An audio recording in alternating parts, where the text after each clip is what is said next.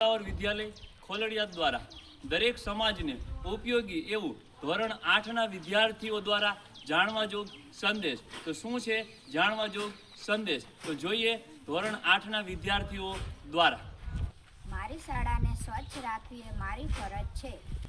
દરેક બાળકને મોબાઈલની કુટેવમાંથી બચાવો. બાળકને ઘરનો નાસ્તો આપો, પડીકા નહીં. બાળકને સાચું બોલતા શીખો, ખોટું બોલતા નહીં. લગ્નની સિઝન આવી રહી છે. સમાજના દેખાડા માટે ખોટા ખર્ચા ના કરશો. આપણા ઘરની પરિસ્થિતિ જોઈ ખર્ચો કરવો, નહીં કે બીજાના ઘરની પરિસ્થિતિ જોઈ.